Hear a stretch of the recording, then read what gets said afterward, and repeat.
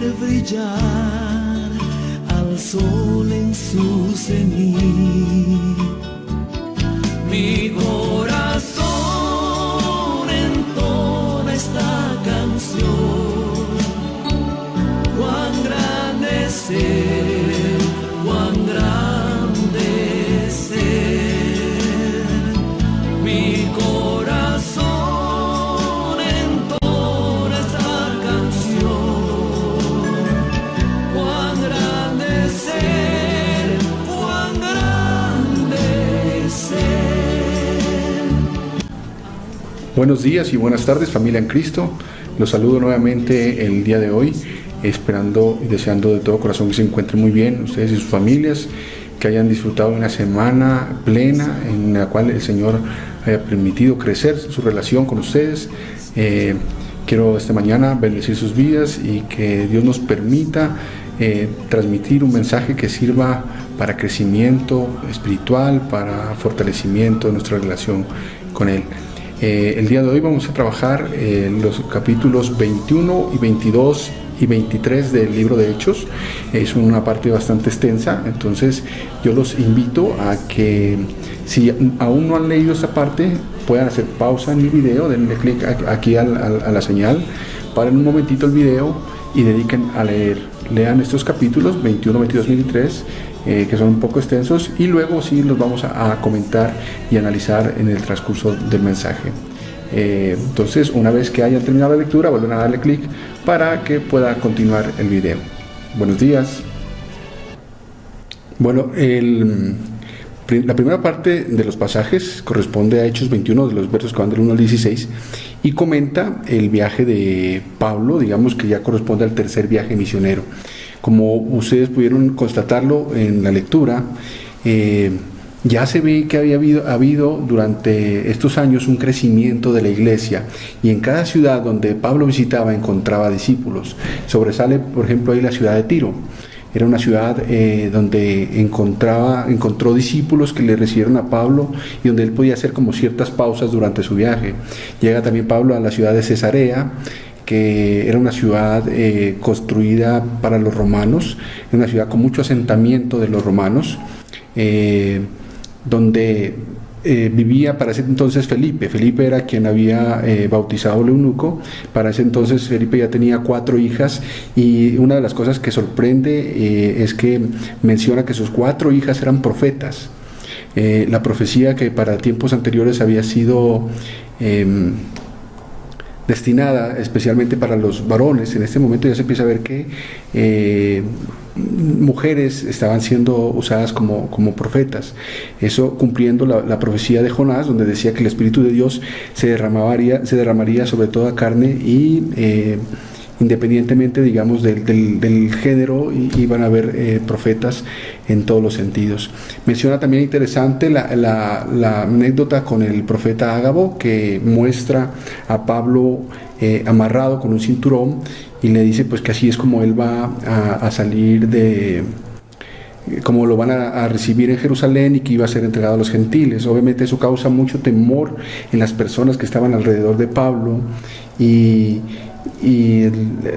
específicamente Pablo pues es al punto que llega y dice, bueno, de cierta manera no entiendo, ustedes me están de cierta manera como acomplejando, ¿por qué me hacen así? ¿Por qué lloran?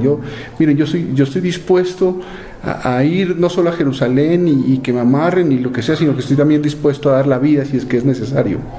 Y de esa manera Pablo demuestra que es una persona con propósito, una persona que que tiene algo en la mente y que tiene algo que quiere lograr.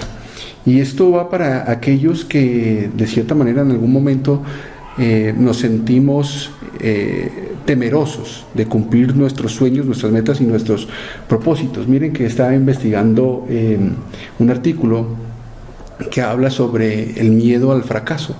El miedo al fracaso científicamente se conoce como atiquifobia.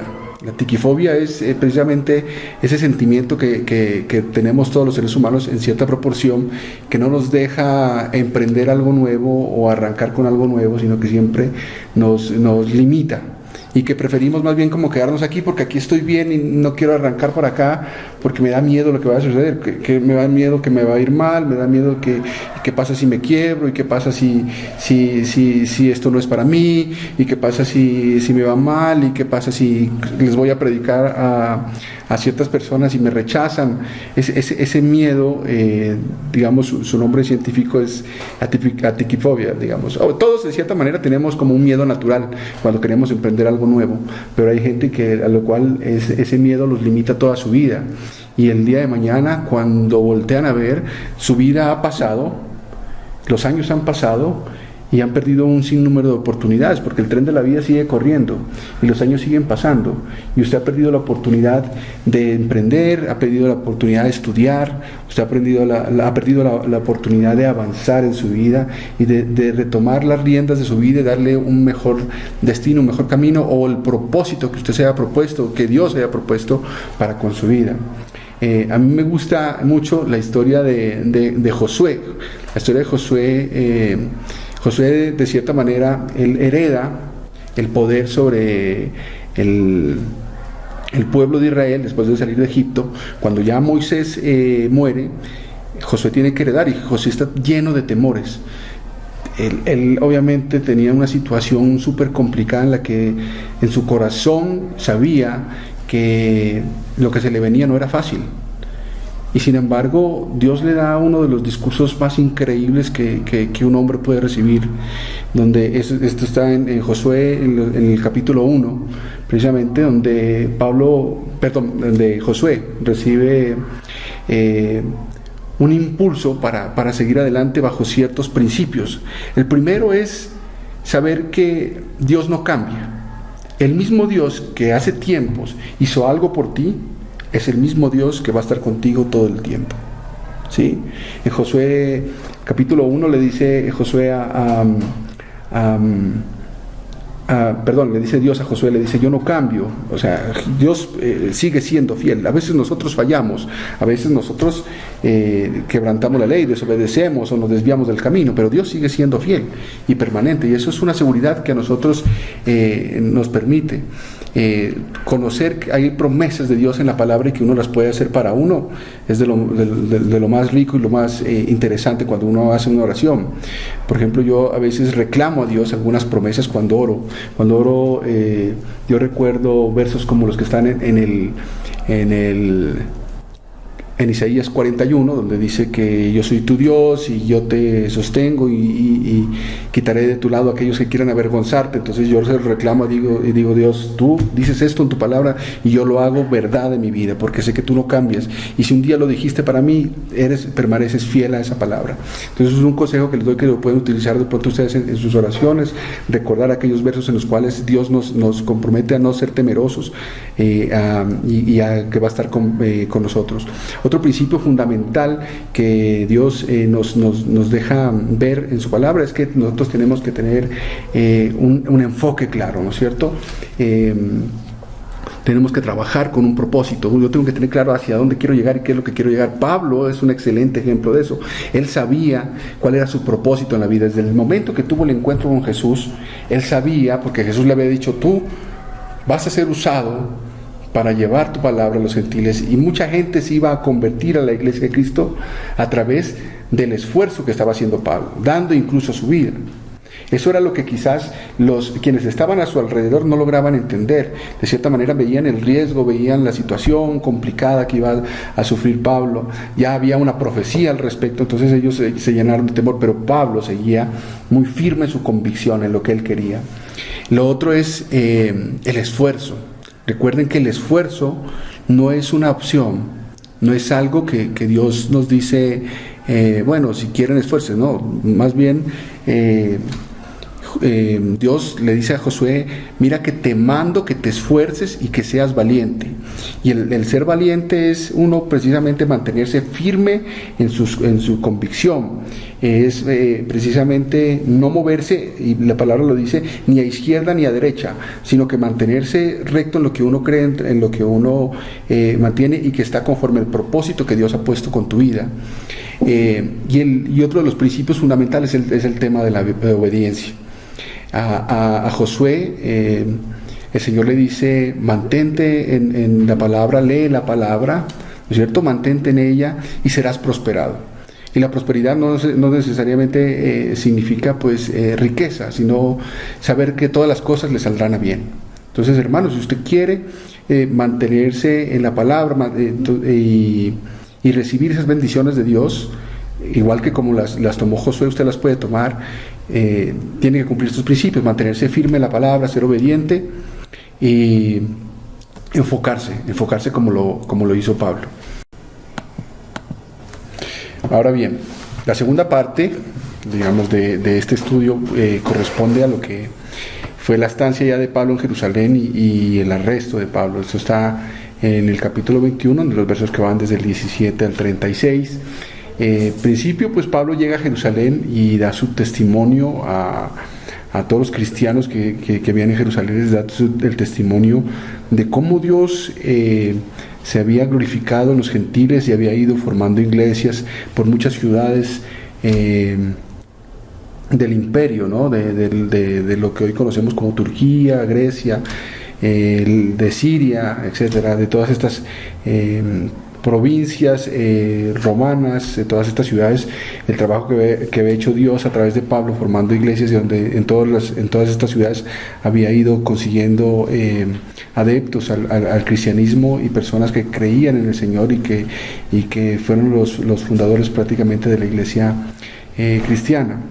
Y pues obviamente eso llenó de mucho ánimo a los cristianos, y sin embargo de entre ellos sale el tema de: oye Pablo, pero hay algunos aquí que están diciendo que tú, hay algunas cosas en las cuales no estás proclamando, como el hecho de no obedecer la ley de Moisés, o no vivir aferrados a la ley de Moisés, que no se circunciden, que no vivan según nuestras costumbres. Entonces eso está generando entre los judíos cierto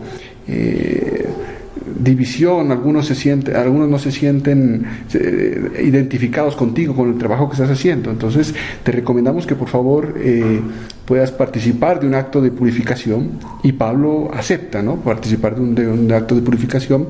Incluso le comisionan a que él pague la purificación de 4 personas más que habían hecho el compromiso de rasurarse la cabeza como un acto de purificación en el templo, y Pablo participa.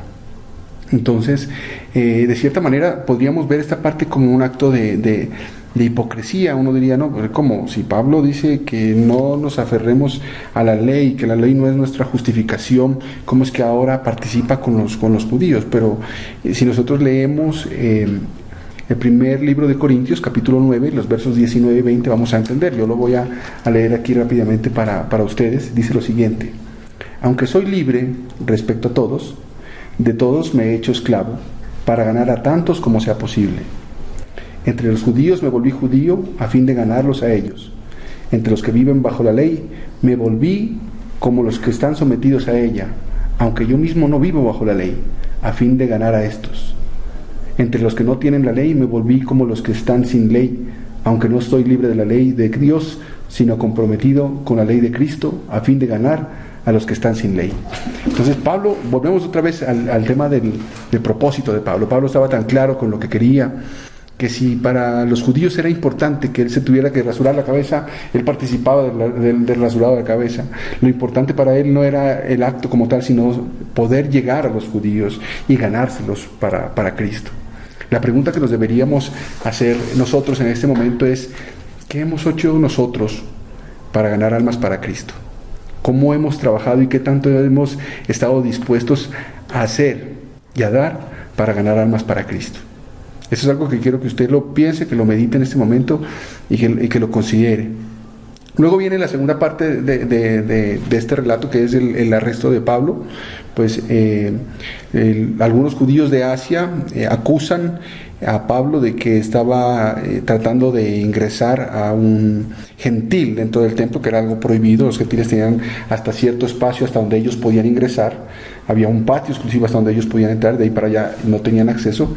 Y lo culpan a Pablo de esto, y la muchedumbre empieza tratar de acusarlo, de tal manera que de cierta manera llama la atención, el alboroto llama la atención del comandante del ejército romano. Llegan ahí, de cierta manera lo rescatan, acuden, como decir, en su rescate para ver de qué se trataba.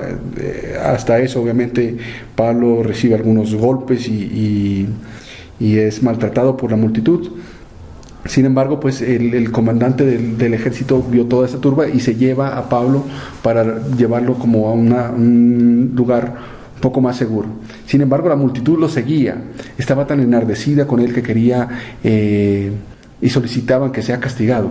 Pero entonces los comandantes del ejército no tenían claro de qué se trataba y por cuál era la acusación que tenían contra Pablo. Tiempo después viene el discurso de Pablo ante la multitud. Pablo primero habla con los soldados, con el comandante del ejército, y le habla en griego, a punto de que el comandante del ejército cree que, o sea, se confunde, dice: oye, pero ¿cómo es posible que tú hables en griego? De pronto tú no eres el guerrillero que escapó de Egipto como con 4,000 soldados y que andaba haciendo rebelión. Entonces causa confusión porque Pablo demuestra ser una persona con conocimiento, una persona educada, que manejaba el idioma griego, y dice: no, yo no soy, yo soy Pablo de Tarso, y deme la oportunidad de dirigirme a la multitud.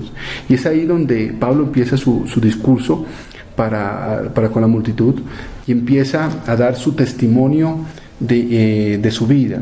Mire que Pablo habla precisamente de lo que a él le ocurrió, de cuál es mi experiencia en Cristo. Y Pablo dice: ok, antes de Cristo yo era de esta manera. Yo fui fariseo, yo perseguía a los cristianos, yo era acusador de ellos y consentía en su muerte. Me encontré con Cristo y eso causó una transformación en mi vida. Y hay un antes y un después de Cristo. Entonces, esto nos debe llevar a pensar que debe haber necesariamente en nosotros una transformación cuando nosotros tenemos el encuentro con el Señor. Si yo sigo teniendo mi vida antes, o mi vida anterior a tener el encuentro con el Señor sigue siendo la misma, entonces quizás mi encuentro no ha sido del todo auténtico. Yo necesito tener una transformación en mi vida, un cambio genuino en mi forma de pensar, en mi forma de actuar, en mi forma de hablar, en mi forma de comportarme en el momento que me encuentro con el Señor. Tiene que haber un antes y un después. Entonces yo quisiera llevarlos a ustedes a pensar cómo fue su antes y su después de Cristo. ¿Qué es lo que el Señor ha hecho con su vida? ¿De qué manera nosotros hemos sido transformados? ¿De qué manera nosotros hemos cambiado en lo que hacíamos antes con lo que hacemos ahora? ¿Cómo nosotros podemos mostrar que hay una nueva actitud, una nueva forma de ser en nuestro comportamiento? Todo el pueblo, toda la multitud le escuchaba a Pablo su discurso hasta que él pronunció la palabra gentil. En el momento en que escuchó la palabra gentil, es más, lo escuchaban con atención porque cuando se dirigió a la multitud, él hablaba en arameo. Entonces obviamente toda la gente estuvo calladita escuchando, pero hasta que llegó el momento en que él dijo gentil. El momento que dijo gentil, la turba otra vez se armó y quiso...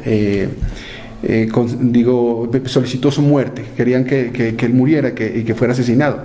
Entonces el comandante romano seguía sin entender cuál era la acusación, de qué se trataba, y Pablo tuvo que apelar a su ciudadanía romana precisamente para que no fuese asesinado, para recibir un juicio ante su situación.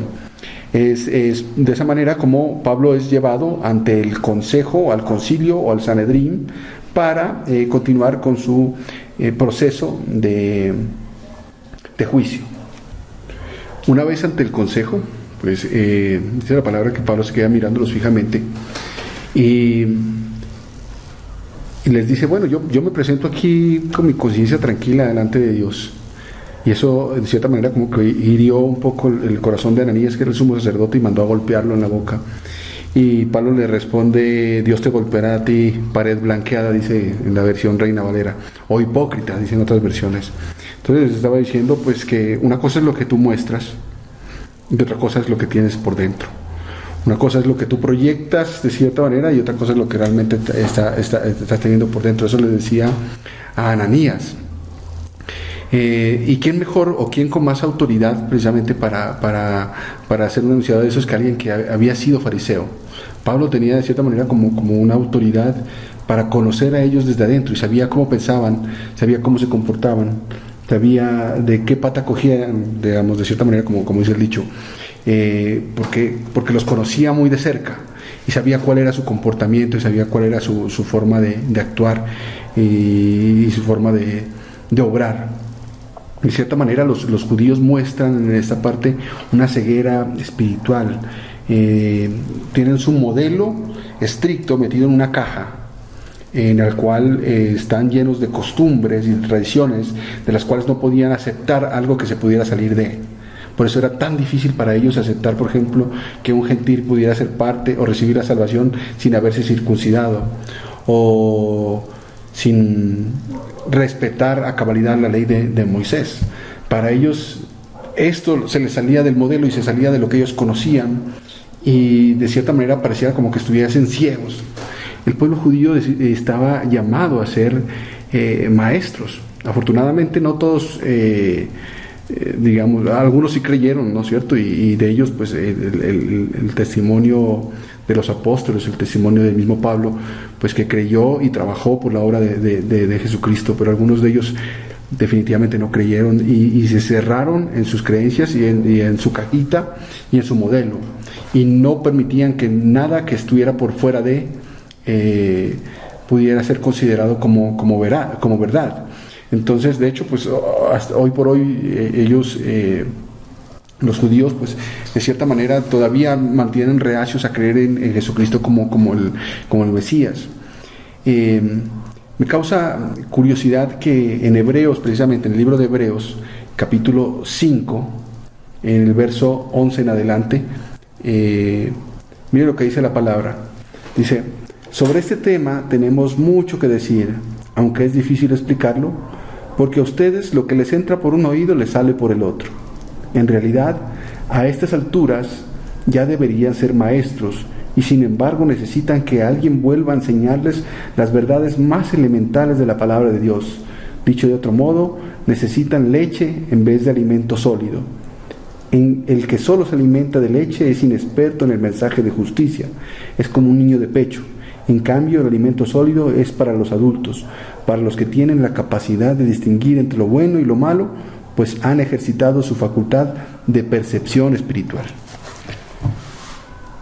Interesantísimo esa parte, porque precisamente es un libro escrito para los judíos, para los hebreos, y les está diciendo: hombre, ustedes estarían ya en el tiempo que llevan conociendo la ley y conociendo y teniendo una relación con Dios, deberían ser llamados a ser maestros, a enseñar este tipo de cosas, y sin embargo siguen ustedes manteniendo una relación con Dios como la relación de un bebé. Y ahí Dios nos puede estar hablando de cierta manera a nosotros también. ¿Cuánto tiempo lleva usted en el cristianismo, hermano? ¿Cuánto tiempo lleva usted en una relación con Dios? ¿Usted sigue siendo el mismo de hace 10 años? ¿Cómo ha cambiado su vida? ¿Toca seguirle dando alimento espiritual para bebés, leche materna, para que usted se mantenga? Porque si decimos algo fuerte, de pronto usted se va a sentir ofendido y va a decidir mejor ya no ir a la iglesia, o no congregarse, o salirse. ¿O tiene usted ya una firmeza en el Señor y sabe que está aquí es porque cree en Jesucristo, porque tiene fe en Él, y que si Dios lo ha traído aquí es precisamente para plantarlo y para que usted aquí pueda dar su fruto? Miren que toda esta situación que estamos viviendo actualmente, que nos sacó a todas las iglesias, en todas las denominaciones, nos sacó de nuestra cajita, nos llevó a buscar opciones en las cuales nos podamos reencontrar. Esto que estamos haciendo es precisamente una de ellas. El que usted esté tomando tiempo para escucharme desde el otro lado del computador, desde el otro lado del celular, es precisamente, está mostrando su firmeza y su convicción en creer, en mantenerse firme. Ahora es cuando usted debe sacar a relucir precisamente de qué está hecho, cómo está fundamentada en usted su fidelidad con el Señor, cómo está fundamentada en usted su firmeza, cómo está fundamentada en usted su generosidad.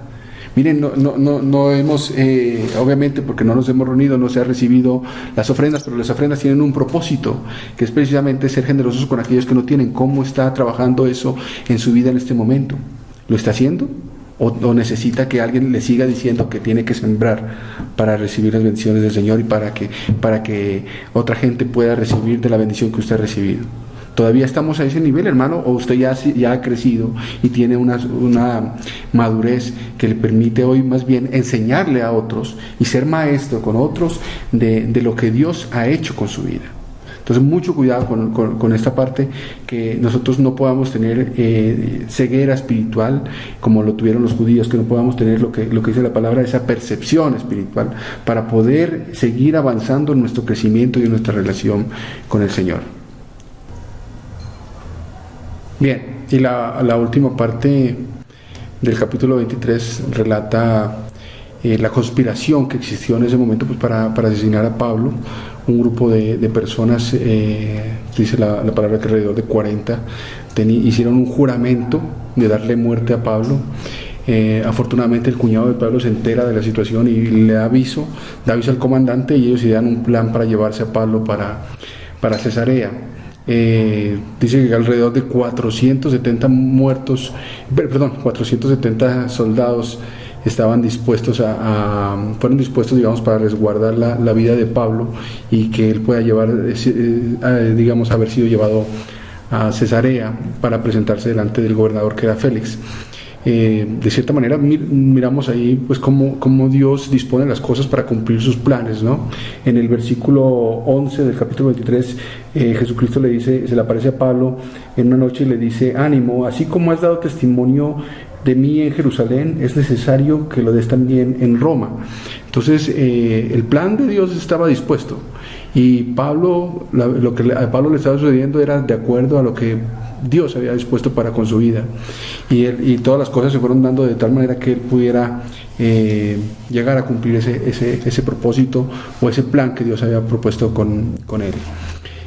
Bueno, para terminar, pues haciendo como un pequeño recorderis de todo lo que hemos conversado hasta ahora, pues recordar pues que nosotros como cristianos estamos llamados a ser unas personas con propósito, y al ser unas personas con propósito, pues tenemos que trabajar bajo ciertos principios. El primero es saber que Dios no cambia, que Dios es permanente, y tener la confianza de que Él va a ser fiel a nosotros. Entonces eso nos va a dar a nosotros la valentía para poder llevar adelante los propósitos que nos hagamos con nuestra vida, sean nuestros propios propósitos personales o los que pongamos delante del Señor para el cumplimiento de su palabra.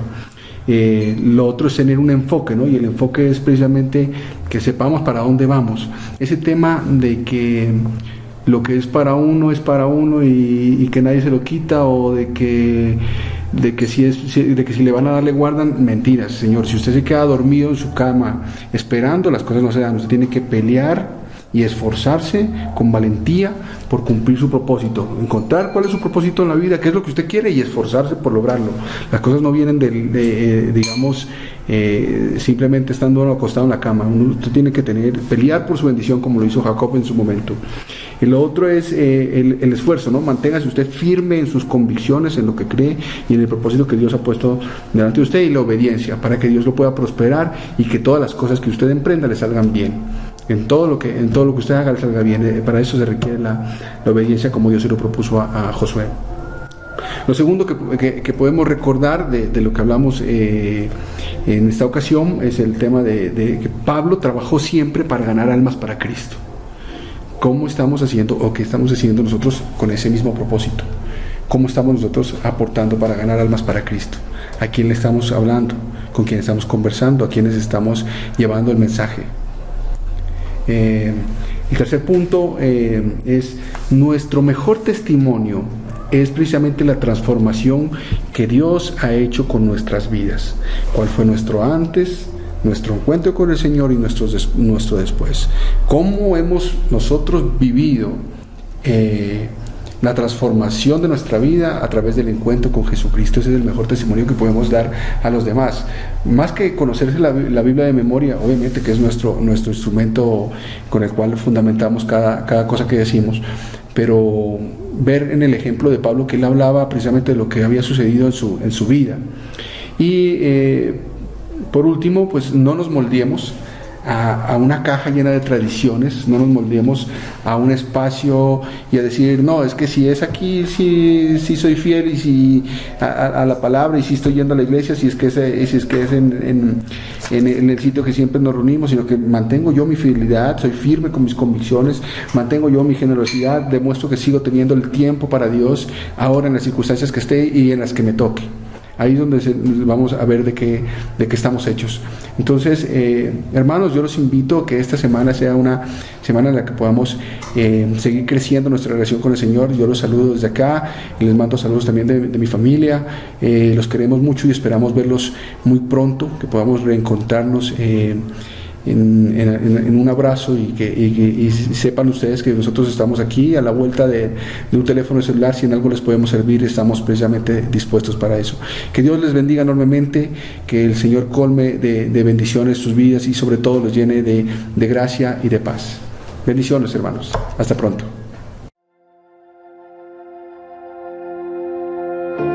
Aún antes de hablar, tu voz podía oír.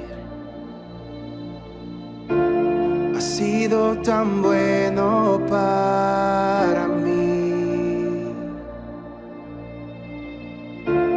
Antes de respirar, soplaste tu aliento en mí. Has sido tan bueno para mí. Tu amor me envuelve, me sostiene, amor sin condición. Me persigue y deja las 99 y va por mí. No puedo ganarlo ni merecerlo. Tu amor se entregó por mí. Tu amor me envuelve, me sostiene, amor sin condición. Cuando enemigo fui, tu amor luchó por mí. Has sido tan bueno para mí. Cuando indigno fui, pagaste el precio por mí. Has sido tan bueno para mí. Tu amor me envuelve, me sostiene, amor sin condición. Me persigue y deja las 99 y va por mí. No puedo ganarlo ni merecerlo. Tu amor se entregó por mí. Tu amor me envuelve, me sostiene, amor sin condición.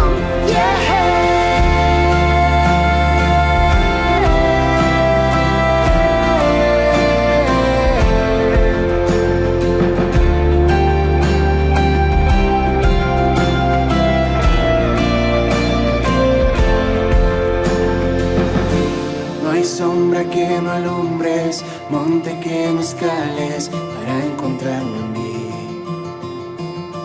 No hay pared que no derrumbes, cadena que no rompas para encontrarme en mí. No hay sombra que no alumbres, monte que no escales